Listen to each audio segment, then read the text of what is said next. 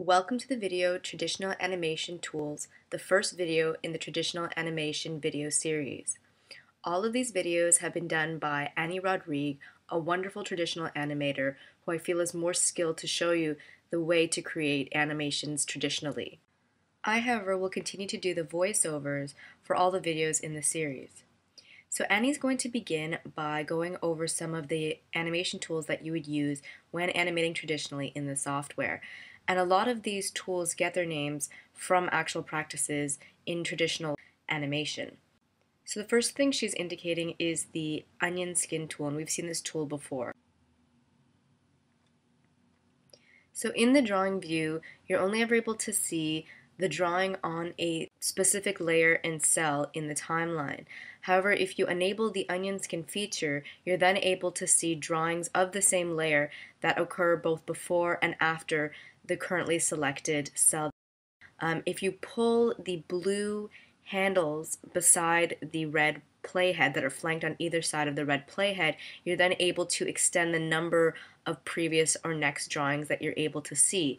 The drawings that are previous, so the drawings that are before your currently selected cell, are indicated in red, where the drawings to come, so the next drawings, are always indicated in green.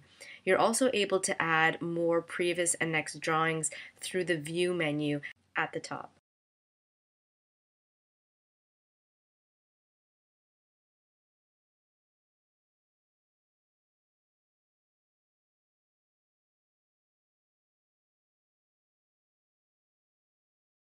So the next feature that Annie is bringing our attention to is the light table feature.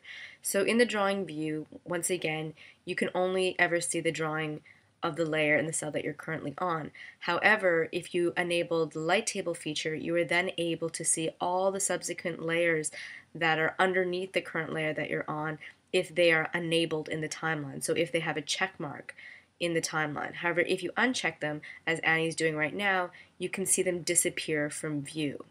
And everything is in washed out colors, just as if you actually had a piece of paper on a physical light table. All the other layers underneath it would appear slightly lighter because they're under a sheet of white paper.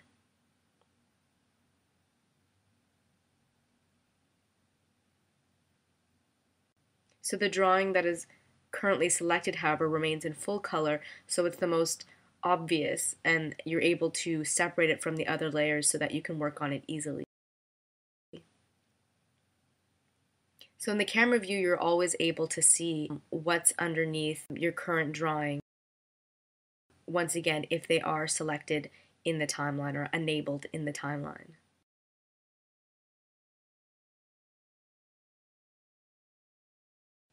So I'm going to have to put the brakes on Annie's video here to explain two things to you first.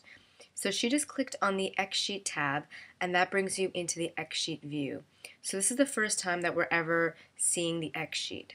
So what an X Sheet, otherwise known as an exposure sheet, is in the traditional animation industry is a set of instructions that the animator writes to the cameraman, who will then photograph the inked and painted cells.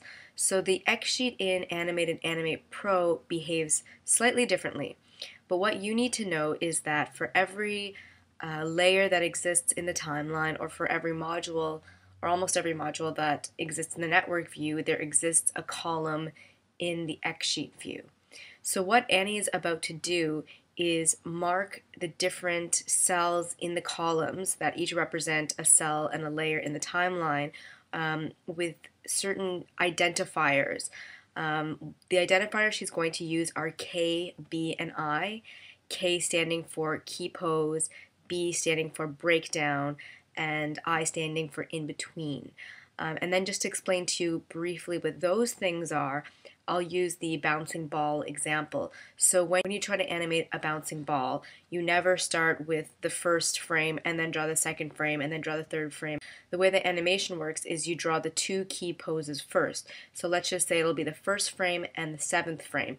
On those two frames, you'll have the ball in its starting position and its end position, just for that sequence. Then the place where the ball arcs, so the apex of that curve, you would mark as the breakdown because it's the most major transition. It's when the ball goes up in the air and is about to come down at the same time. And so you might put that breakdown pose on frame 4, so it's exactly between 1 and 7. The breakdown does not necessarily have to be exactly in the middle of two key poses, but in this instance, it works out that way. Then frames 2 and 3 and drawings 5 and 6 are going to be called in-betweens. And in-betweens is probably where motion tweening got its name from, I'm guessing, is because it's those filler frames that you put in to make a smooth transition. Okay, so let's continue watching what Annie's doing.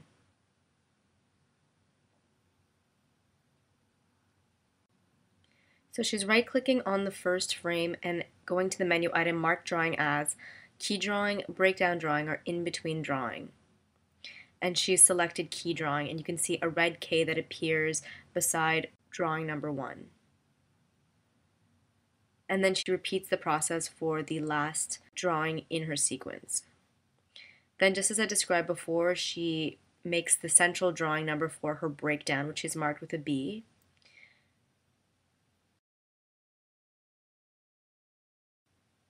And then she's also made drawing number 2 a breakdown drawing, but just to show you that if she then selects in between drawing, it disappears. So in between drawings are not marked with any specific letter, they remain blank beside.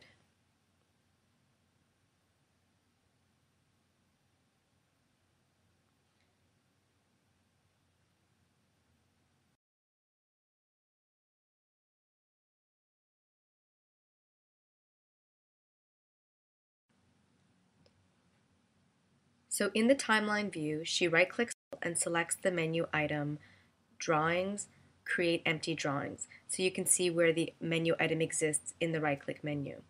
So an empty cell has been created in the timeline. And as you know, a cell is like a container for a drawing. Then if we go into the X sheet view, you can see that a unique drawing has been created in the same column in this case, which represents a row in the timeline. And we know it's unique because it has its own number, number 48. And you'll see later on in the next video why it's so important to create an empty drawing.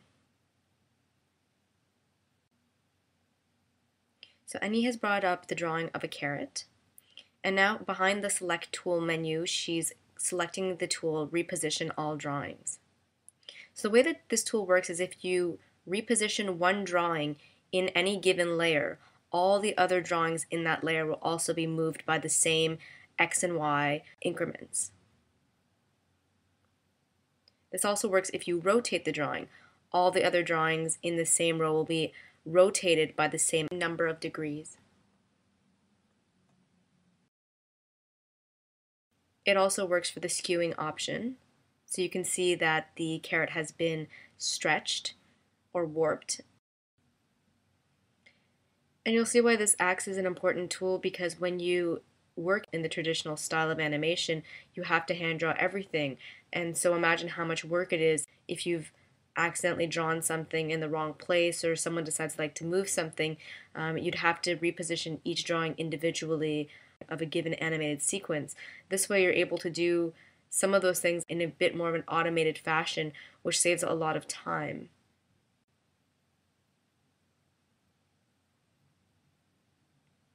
So lastly, Annie's showing that you can scale a drawing in any given row with the Reposition All Drawing tool, and all the subsequent drawings in that row will also be scaled.